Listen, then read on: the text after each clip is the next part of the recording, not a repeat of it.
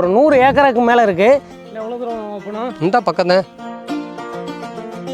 இந்த எல்லா மல்லியும் நம்ம பர்ச்சேஸ் பண்ண போகிறோம். 2 கிலோமீட்டர் 3 கிலோமீட்டர் கூட பக்கம் தான் சொல்லுவோம். இது ஒன்றும் டோட்டலாக மொத்தமாக முடிஞ்சு போகும். எது எங்களுக்கு யூஸ் ஆகாது, வெளியில் கொண்டு போய் கொடுக்குறதுக்கு யூஸ் ஆகாது, அப்படியே போயிடும். இந்த மல்லிக்கு இந்த மல்லிக்கு வித்தியாசம் இருக்குது பாருங்க. நம்ம நிறைய இடத்துல மல்லி பார்த்துருப்போம், ஆனால் மல்லி விளை வைக்கிறது இப்படி தான் விளையும். எந்த அளவுக்கு க்ரீனாக இருக்குது அப்பா. நாம் பார்க்குற மல்லியெல்லாம் பார்த்தீங்கன்னா இலையாக இருக்குது. இதில் இலையே இருக்காது பாருங்கள், என்னமோ தண்டு மாதிரி தான் இருக்குது. ஆனால் இதோட வாசனை மட்டும் அங்கே கசக்கும் போது இங்கே மணக்குதுங்க. பக்கத்து ஊருக்கு தூக்குதும்பாங்களே, கறிக்குழம்பு வாசம் அந்த மாதிரி தூக்குங்க. இதெல்லாம் நார்மலாகவே என்னென்னா ராமநாதபுரம் மாவட்டத்தை பொறுத்தளவுக்கு தோட்டத்தை நம்ம கிராஸ் பண்ணி போனால் இந்த மல்லியோட மனம் வந்து கமன்னு இருக்குங்க. இதெல்லாம் நம்ம நார்மலாக நம்ம வீட்டுக்கு எப்போவுமே சமையலுக்கு பயன்படுத்தக்கூடிய மல்லி இலை.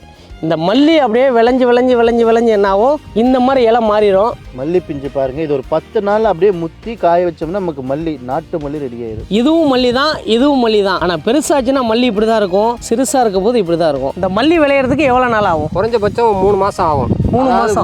3 மாதம்னா அதை கையில் எடுக்கிறதுக்கு, இப்போ வீட்டுக்கு அறுவடை பண்ணி கொண்டு வரதுக்கு. சரி. புரட்டாசி ஐப்பசியில் விதைச்சோம்.